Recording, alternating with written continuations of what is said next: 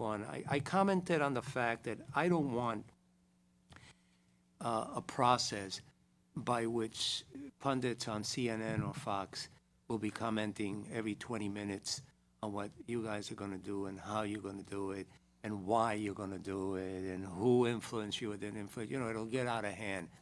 Now, the statement I'm making now, and this is being recorded, will not make my liberal friends happy because they believe in openness, and so do I.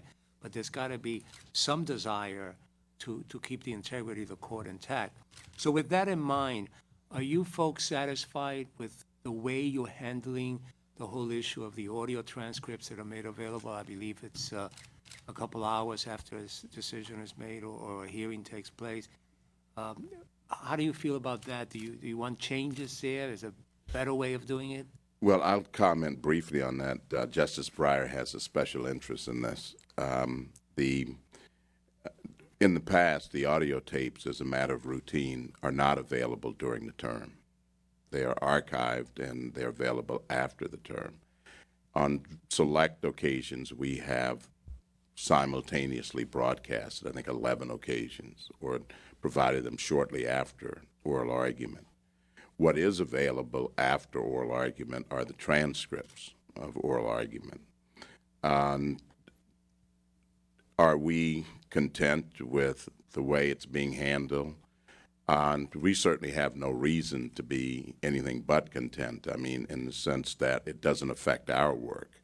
The difference is that we're beginning to feel some pressure or some interest, increased interest from media outlets for immediate access to the audio version. And we have maintained our policy that in certain select instances, we would make them available shortly after or simultaneously broadcast. And we did that, I think, with Bush v. Gore.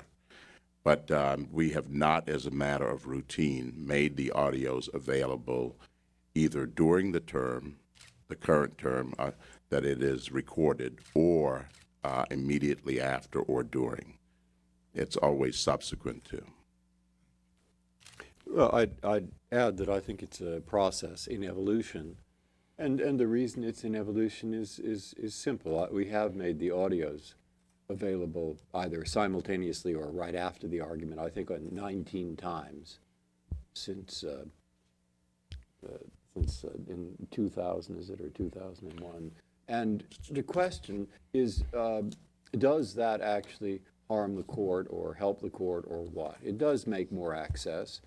I think in the 19 instances, there hasn't been, I think it's fairly universally felt that hasn't hurt. You have to get the justices comfortable with the notion of allowing either that or other access. And the reason simply is we are a conservative institution, and we should be. The 9 of us didn't invent this institution. We're trustees, and we're trustees for a process that's worked very well in the past in terms of building the confidence of the public in the rule of law. So if we're going to change that process, and any of these things is a change, we have to be made comfortable by understanding that that isn't going to hurt that institution where we temporarily find ourselves. That's why it goes slowly.